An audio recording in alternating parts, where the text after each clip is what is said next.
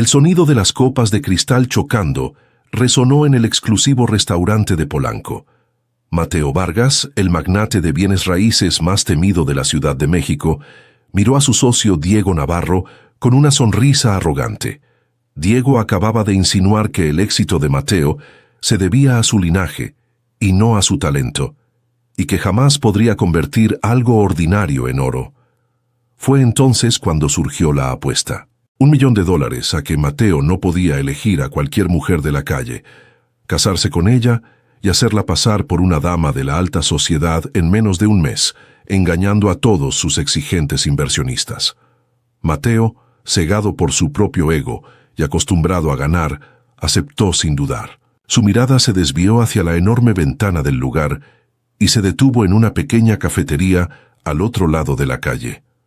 Valeria Rivas estaba limpiando las mesas de la modesta terraza cuando una sombra bloqueó el sol de la tarde. Al levantar la vista, se encontró con un hombre de traje impecable que la miraba como si estuviera evaluando una propiedad a punto de comprar. Mateo fue directo al grano. Le ofreció un contrato de matrimonio falso por 1 año, a cambio de pagar todas sus deudas y darle una vida llena de lujos. Valeria soltó el trapo húmedo sobre la mesa y soltó una carcajada seca. Le dijo mirándolo fijamente que su dinero no le impresionaba en lo absoluto y que su dignidad no estaba a la venta. Esa respuesta encendió una chispa inmediata en Mateo. Acostumbrado a que todo el mundo le dijera que sí, la fiera resistencia de esta simple camarera lo desconcertó por completo. Tras varios minutos de un tenso intercambio de palabras, donde ella expuso la frivolidad de su propuesta, Valeria, recordando una vieja deuda familiar que necesitaba saldar en secreto cuanto antes, aceptó. Pero dejó muy claro que lo haría bajo sus propias reglas. La ceremonia civil fue fría, mecánica y completamente silenciosa, celebrada y firmada en un lúgubre despacho de abogados bajo luces blancas.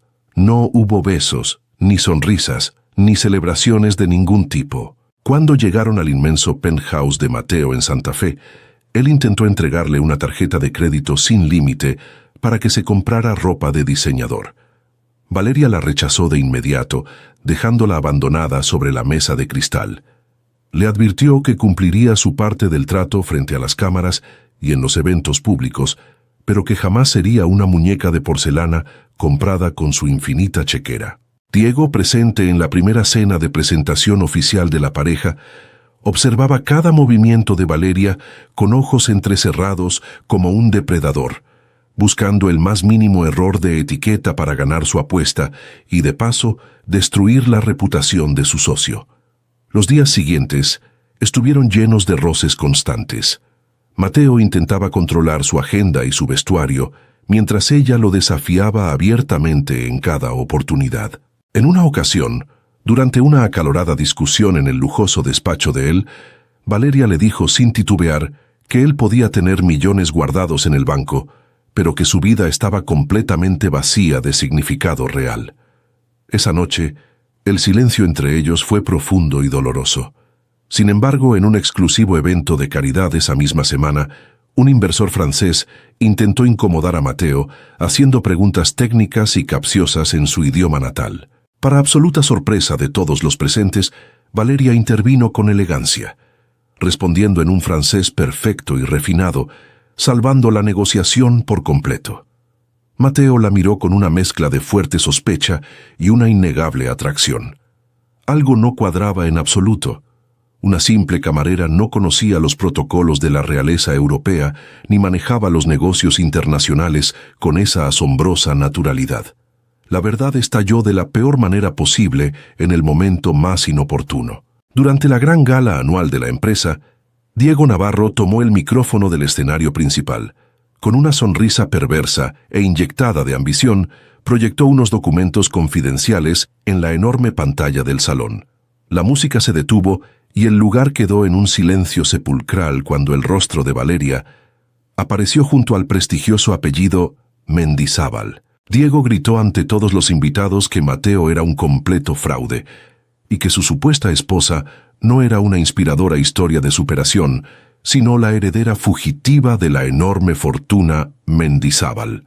La misma familia que lo había perdido todo en un brutal escándalo financiero años atrás, y de la cual ella había huido renunciando a toda su herencia. El murmullo escandalizado llenó la inmensa sala de cristal. Valeria sintió que el aire le faltaba en los pulmones al ver su doloroso pasado expuesto como un espectáculo barato.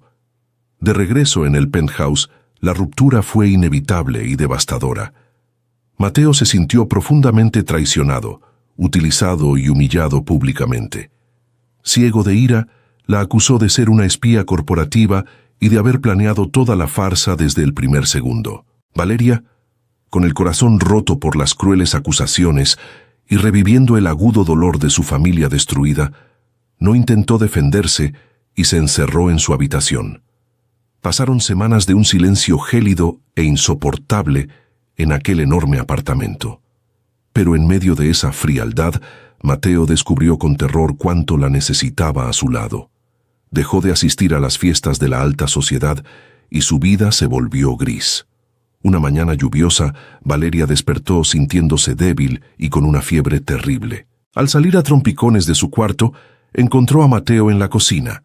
Ya no llevaba su habitual traje de diseñador, sino ropa cómoda. Le había preparado con torpeza un té de manzanilla con miel y había manejado hasta su antigua colonia al amanecer solo para traerle los tamales de la esquina que a ella tanto le gustaban. Fue un gesto pequeño, totalmente silencioso, pero cargado de una inmensa ternura y un arrepentimiento genuino que no necesitaba palabras. Pero Diego no había terminado su ataque. Aprovechando el escándalo mediático, el villano convocó de emergencia una junta extraordinaria de accionistas para destituir a Mateo de su propia empresa, argumentando inestabilidad mental y fraude moral ante los asustados inversionistas. El día de la decisiva junta, Mateo estaba sentado en la cabecera de la mesa, listo para perder el trabajo de toda su vida. Sin embargo, las pesadas puertas dobles de madera se abrieron de golpe. Valeria entró pisando fuerte, pero ya no vestía los atuendos sencillos que usaba en la cafetería.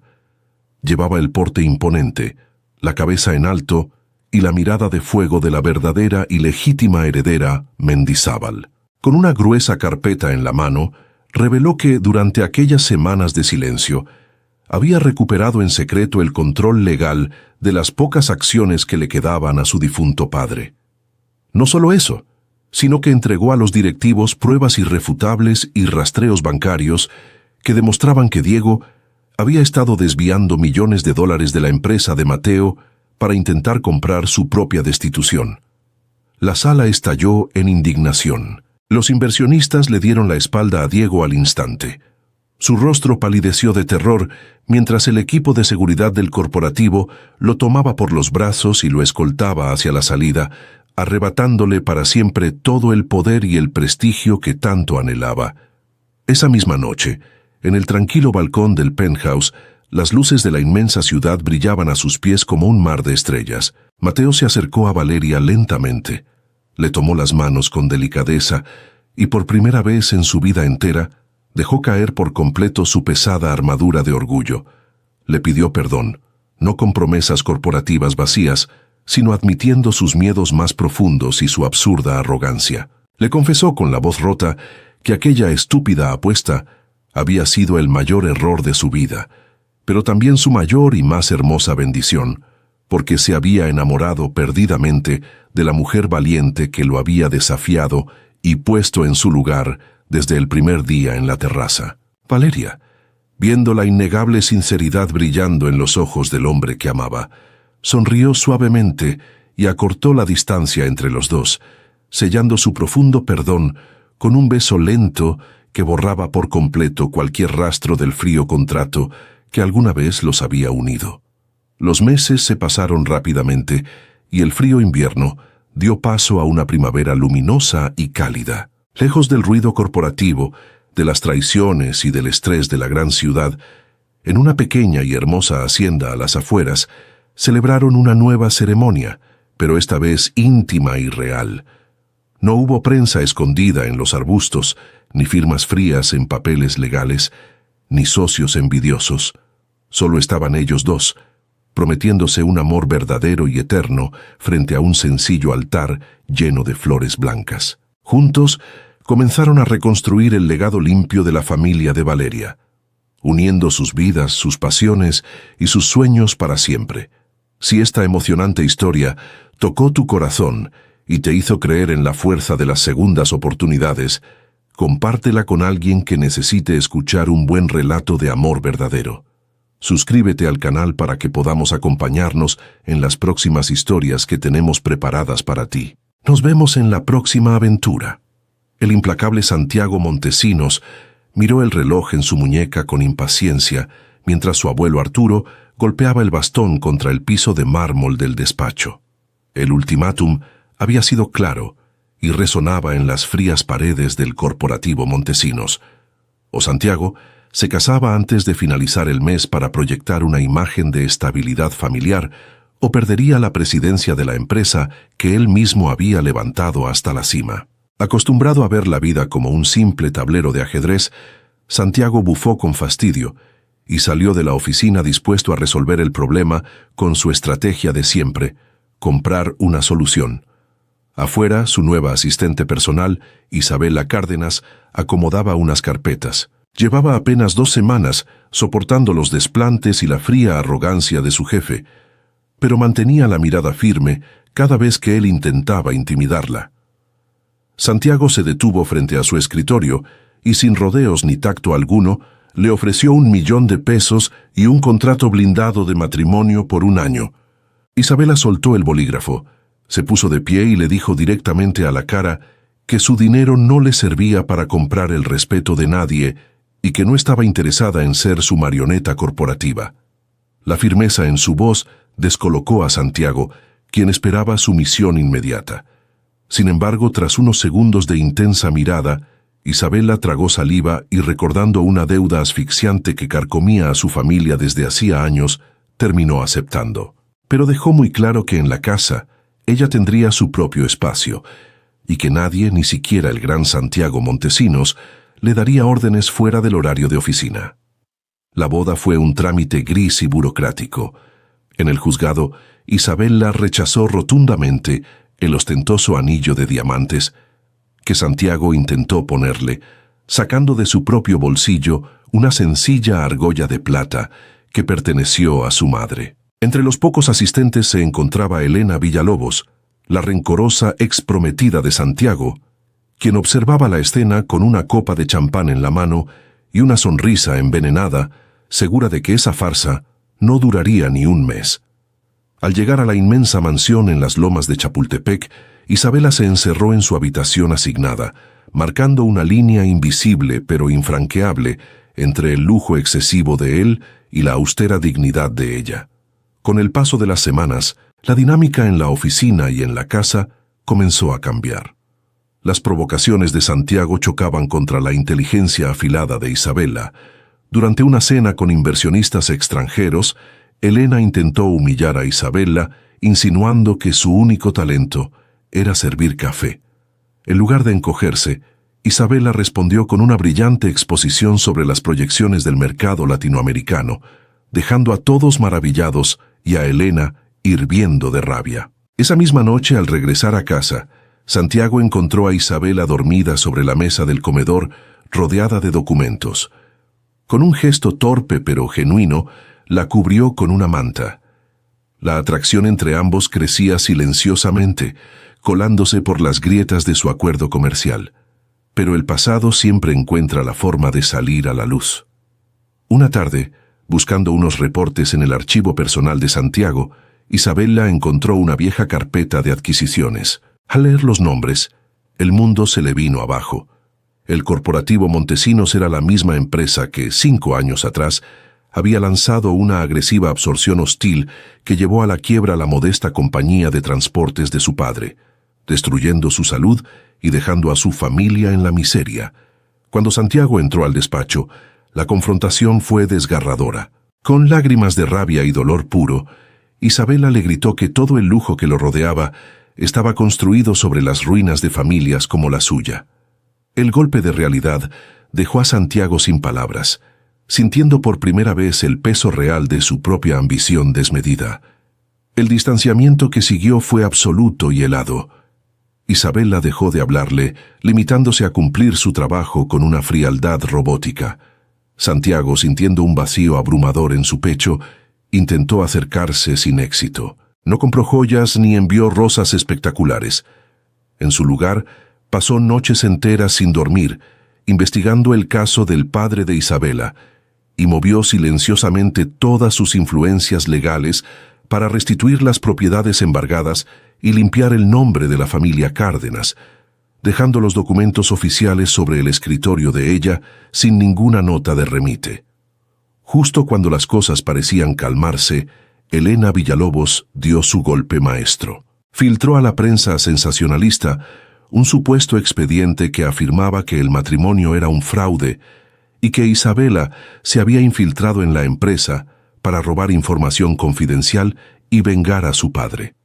Los titulares amenazaban con desplomar las acciones del corporativo. Elena citó a Santiago y a la junta directiva, exigiendo que Isabela fuera expulsada y procesada legalmente, esperando recuperar su lugar al lado del millonario.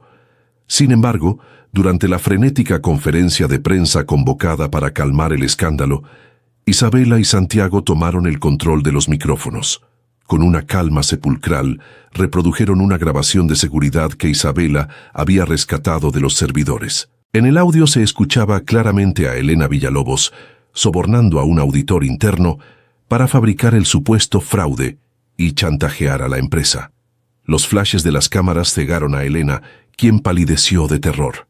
Las cadenas de televisión transmitieron en vivo cómo los mismos inversionistas que alguna vez la apoyaron le daban la espalda. Humillada, descubierta y abandonada por su propio círculo social, Elena huyó del salón, perdiendo para siempre su reputación y su poder en la alta sociedad mexicana. De vuelta en la mansión, el silencio ya no era tenso, sino expectante. Santiago se paró frente a Isabela, visiblemente nervioso, algo inusual en el implacable empresario. Le confesó que el contrato ya no significaba nada para él, que estaba dispuesto a renunciar a la presidencia si eso le devolvía la paz a su vida, y con la voz llena de sinceridad le pidió perdón por el daño que su empresa causó en el pasado.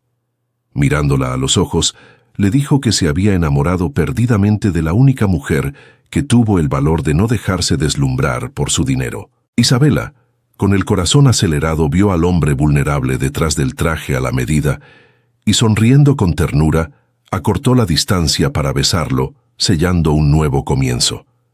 El tiempo pasó volando, y un par de años después, el mundo corporativo había cambiado.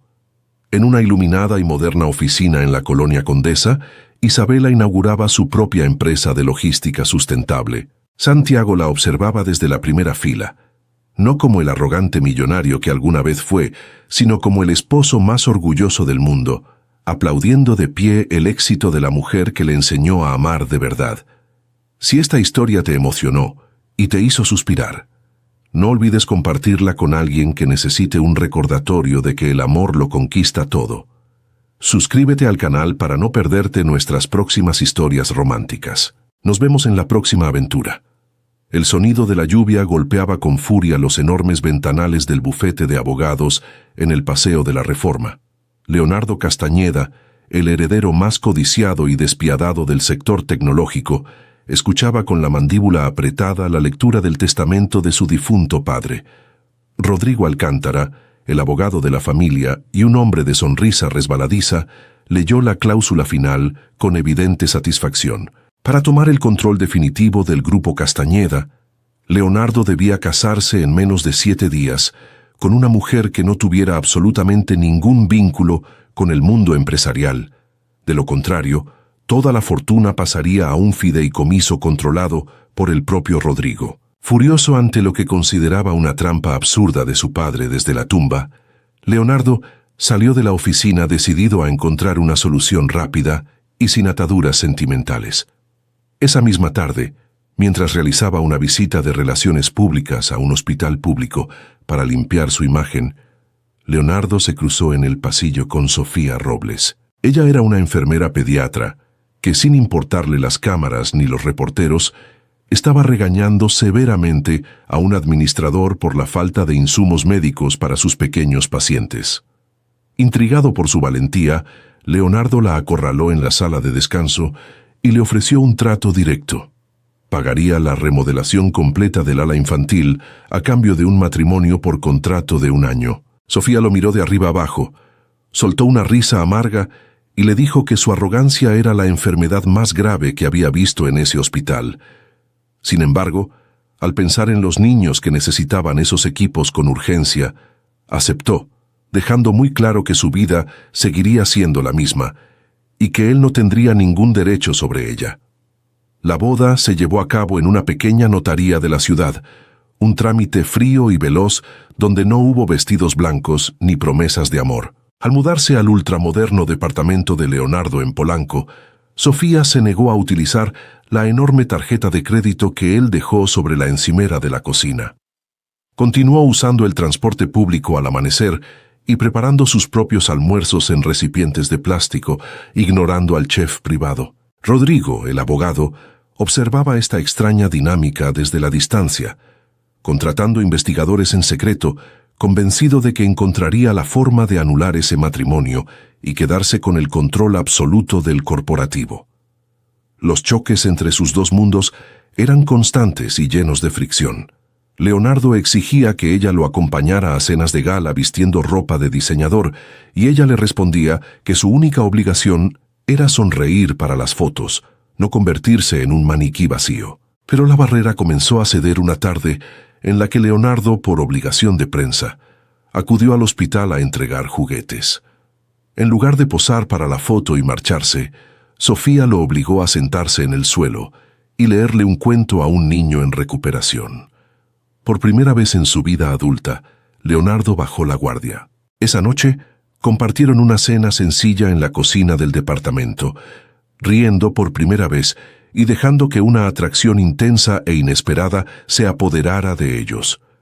El frágil puente que habían construido se derrumbó semanas después, cuando Leonardo recibió un sobre amarillo en su escritorio. Su propio equipo de seguridad había estado investigando el pasado de su esposa por protocolo. Los documentos revelaron que Sofía no era una simple enfermera, sino la nieta biológica y directa del antiguo mentor de Leonardo, el hombre que le había enseñado todo sobre los negocios y que supuestamente había muerto en la ruina y sin familia tras un fraude masivo.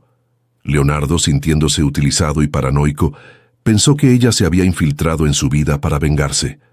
Al llegar a casa, le lanzó los documentos sobre la mesa. Sofía, con los ojos llenos de lágrimas y la voz temblorosa, le confesó que lo había ocultado porque creía que la familia Castañeda era la culpable de la miseria de su abuelo y que convivir con él le había demostrado que el odio que cargaba no tenía sentido. El dolor de la desconfianza lo separó por completo. Leonardo se refugió en el trabajo, manteniendo una actitud gélida y distante, mientras Sofía pasaba largas jornadas en el hospital para no verlo. Sin embargo, en medio de ese castigo silencioso, Leonardo comenzó a notar el enorme vacío de su enorme departamento. Una madrugada, cuando Sofía regresó exhausta de un turno doble, encontró sobre su cama una caja de madera. En su interior no había joyas ni dinero, sino las medallas antiguas de su abuelo que habían sido empeñadas años atrás. Leonardo las había rastreado y recuperado en secreto para ella. Un gesto silencioso y profundamente tierno que demostraba que, a pesar del enojo, él no podía dejar de preocuparse por ella. Aprovechando la tensión del matrimonio, Rodrigo Alcántara decidió dar su golpe final. Convocó a una rueda de prensa de emergencia en el lobby del corporativo, anunciando que tenía pruebas para declarar el matrimonio como un fraude premeditado y una conspiración para robar la empresa. Exigió que se congelaran las cuentas de Leonardo y, como medida de presión, ordenó detener los fondos destinados a la remodelación del hospital infantil. Sofía y Leonardo se vieron obligados a unir fuerzas, dejando de lado su orgullo herido para salvar lo que realmente importaba, no la empresa, sino el bienestar de los niños que dependían de ellos. El enfrentamiento final ocurrió en pleno evento de caridad del hospital, frente a la prensa y los inversionistas. Rodrigo subió al estrado, listo para humillar a la pareja y tomar el control definitivo de los bienes. Pero Leonardo tomó el micrófono con una calma perturbadora. No se defendió de las acusaciones de su matrimonio, sino que proyectó en las pantallas una serie de transferencias bancarias internacionales que su equipo había estado rastreando durante días. Los documentos demostraban sin lugar a dudas que había sido Rodrigo, y no la familia Castañeda, quien orquestó el fraude que arruinó al abuelo de Sofía años atrás, desviando millones a cuentas en paraísos fiscales. El rostro de Rodrigo se desfiguró por el pánico mientras las sirenas de la policía resonaban en la calle. Ante la mirada atónita de todos los presentes, los oficiales entraron al salón de eventos y arrestaron al corrupto abogado, esposándolo y sacándolo por la puerta trasera entre un mar de cámaras y reporteros. Cuando el escándalo se calmó y el salón quedó vacío, Leonardo se acercó a Sofía, sin la corbata, con el cabello alborotado y despojado de toda su arrogancia habitual, le tomó el rostro entre las manos. Le pidió perdón con la voz quebrada, admitiendo que había sido un idiota ciego por dudar de ella. Le juró que el corporativo, el dinero y el poder no significaban absolutamente nada si no la tenía a su lado. Sofía, viendo por primera vez al hombre real sin su armadura de billonario, sonrió con dulzura, le acarició la mejilla y unió sus labios a los de él en un beso lento y sincero, borrando todo el dolor del pasado. Un año después, el horizonte de una tranquila playa en Baja California brillaba bajo el sol del atardecer. Leonardo había renunciado a su puesto como director ejecutivo, dejando el corporativo en manos de una junta directiva confiable. Habían dejado atrás el tóxico mundo de la alta sociedad y el estrés de la capital. Juntos, inauguraron una pequeña pero equipada clínica comunitaria frente al mar, donde Sofía atendía a los niños locales y Leonardo administraba los recursos con una sonrisa que nunca tuvo en las oficinas de Polanco. Habían encontrado su verdadera riqueza el uno en el otro. Si esta historia te hizo creer que el amor puede transformar hasta el corazón más duro, compártela con alguien que necesite un abrazo en el alma. Suscríbete al canal para que podamos seguir compartiendo juntos estas maravillosas historias. Nos vemos en nuestro próximo encuentro. Editar. El infográfico presenta 3 historias de amor por contrato que, aunque cambian de personajes y escenarios, comparten un mismo conflicto central. Mateo y Valeria, Santiago e Isabella, y Leonardo y Sofía comienzan sus relaciones a partir de acuerdos motivados por dinero, poder, herencias o necesidades familiares. Los hombres ven el matrimonio como una estrategia para proteger sus negocios, demostrar su superioridad o conservar una posición privilegiada. Las mujeres aceptan por circunstancias difíciles, pero desde el inicio dejan claro que su dignidad no puede comprarse y que no están dispuestas a obedecer ciegamente. Esta diferencia crea el primer choque psicológico. Ellos están acostumbrados a controlar cada situación y relacionan su valor personal con el éxito, la riqueza y la autoridad. Por eso les cuesta expresar emociones, reconocer errores o mostrarse vulnerables. Detrás de su arrogancia existe un miedo profundo a perder el control y ser lastimados. Ellas, en cambio, poseen una mayor conciencia emocional. Valeria, Isabella y Sofía establecen límites, defienden sus principios y enfrentan a hombres que casi nunca han escuchado una respuesta negativa. Su fortaleza no proviene del dinero, sino de la experiencia, el sacrificio y el amor por sus familias. Las 3 historias también reflejan la desigualdad de clase. Los protagonistas masculinos pertenecen a espacios donde el prestigio, la apariencia pública y los contactos determinan el valor de las personas. Las protagonistas femeninas son juzgadas por su trabajo, su origen o su situación económica. Sin embargo, cada una demuestra inteligencia, preparación y capacidad para desenvolverse en ambientes que intentan excluirlas. De esta manera, las historias cuestionan la idea de que la riqueza siempre representa talento o superioridad. También muestran cómo muchas mujeres deben esforzarse el doble para ser escuchadas y respetadas. El patrón narrativo avanza cuando aparece una verdad oculta del pasado. Valeria resulta ser una heredera que renunció a su fortuna. Isabella descubre que la empresa de Santiago estuvo relacionada con la ruina de su padre. Sofía revela su vínculo con el mentor que fue destruido por un fraude. Estas revelaciones provocan desconfianza, humillación y separación.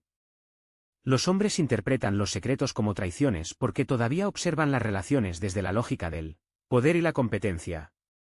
En vez de escuchar, reaccionan con enojo y acusaciones, causando un daño emocional que pone en peligro el amor que había comenzado a crecer.